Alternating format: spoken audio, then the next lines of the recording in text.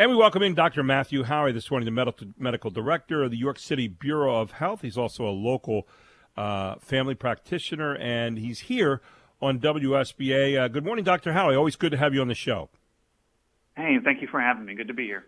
Well, I wanted to talk about a couple of things with you this morning that are affecting our local area as well as the state and even the nation. And one of them was the suspension of the Johnson & Johnson COVID-19 vaccine until I think it's the 20th of April, if memory serves, over clot possibilities. What's going on here from your vantage point? This is one of those medically complex things, but what it comes down to is there's concern that the vaccine is triggering an immune response, which is causing people to be a little bit more likely to have clots. This is a really rare condition, and even in these numbers that we're seeing, it's still very rare. But this is one of those abundance of caution moments. Because we do have two other alternatives that are under emergency use authorization, it's the wise thing to do. Have you been amazed so far by how quickly things change? I know the governor came out and said by April 19th, everybody will be able to be vaccinated. Well, that got backed up this week. We have, basically the supply outrunning the demand right now. And have you been amazed at how quickly this thing is evolving? Is this kind of what you expected once this all got started? It sounds cliche to say, I expect the unexpected. That's become the norm. I mean, you anticipate what is the change of the day versus if there's going to be a change. Very rapidly evolving for sure. Dr. Howie, one of the things that we heard this past week was that we have the most COVID cases since January, with the majority being reported in eastern counties, one of those counties being seen as ours.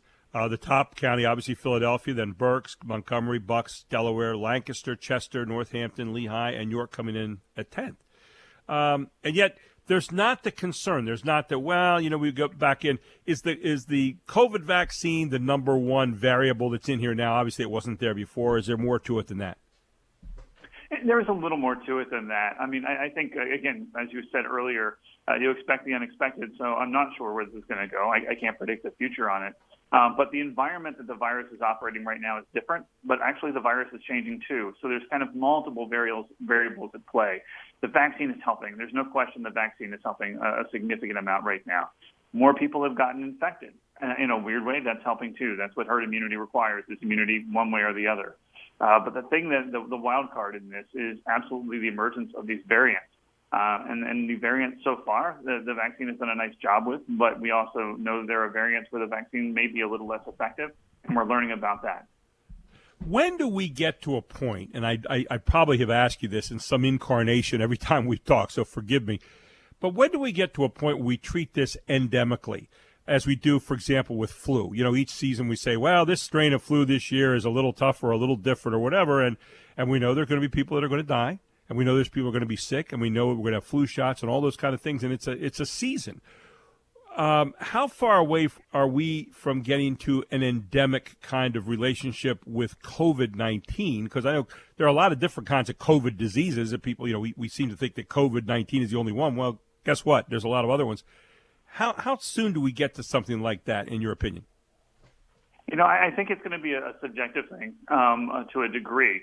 I think I had this discussion with a colleague the other day. I think we have a while to go before we get there. I think we're going to have to go through another couple of seasons to kind of figure out, what the pattern is going to be in the setting of vaccination, in the setting of shifting in variants, in the setting of natural disease kind of progression before we know what the next winter is going to look like. But I think that we're not quite to that steady state yet, if that is what it is. The real crux thing I'm really worried about is, again, hospital capacity to deal with a surge of cases. That's what we're watching really closely right now. And I think we can get into a similar place where we're really tight on supply of these ICU beds come fall or winter. Those are the things that, we spend a lot of time thinking about and worrying about. I know there are a lot of people now, and you've seen it as well, I'm sure, as a doctor and as a fellow citizen, people are tired. They're tired of this. I was downtown Saturday night, and the place was packed. I mean, people were all over the place, most of them wearing masks, I will say that, and most of them probably social distancing. But still, people they have extended cabin fever. They want to get out there. I just heard this morning a story about planes are now eliminating the open middle seat, and they're going to have people sitting in the middle seats now in planes. I mean, we're seeing a lot of little things here where people are easing up. They're getting back out there. What's your thought about that? Is it cautionary? Is it return to some normalcy? What are your thoughts? Well, I mean, I think I'm still cautionary, and I sound like a broken record on this when I talk about this. But we'll have to see. I mean, our population is going to do to a degree what our population is going to do. The more significant restrictions have been lifted. We're not nearly back to where we were before. And I think it's a really large and weird sociological experiment that's happening, which is, what's acceptable to us in terms of numbers of cases and numbers of deaths. I think those of us who are watching the numbers still we're concerned. I mean, we're seeing significant numbers. There has been a shift in the number of cases in younger people. And I think that's an important thing for us to watch carefully, where we'll see more cases in folks under 65 because they're less immunized. And they seem to not die as often. That sounds kind of crass. But they still get sick and they're still being hospitalized. Right. That's what's in our ICU right now. There is a school of thought, and I know you've heard this, and you're around it all the time. Obviously, herd immunity is what we're looking forward to, and that's, again, kind of subjective in terms of what we really want. But one of the things that people have said is, well, maybe it's time to just get sick, get it over with. That looks like the strains aren't as bad, or maybe they're affecting younger people, and there's not as many people dying. So get it over with, move on, build up the antibodies, build up your immunity to that. What do you say to people when you hear that kind of statement? When the ultimate consequence of a disease is not as severe, there's a logic to that people have used in the past. The whole varicella or chickenpox parties that used to happen. But as a person who's watched severe varicella disease in the hospital, I never liked those anyway. And in this particular setting, we're still seeing people sick, ICU, and dying from it of significance in our community. I think there is a certain fatalism that maybe our society is comfortable with, but I'm not comfortable with that sort of that degree of illness in the community, and it's going to be a long way till that's a comfortable space for us. Final question for you, 30 seconds left. Where are we in our York area community right now in terms of vaccinations, in terms of the atmosphere, in terms of where we are right now and moving along in this whole process?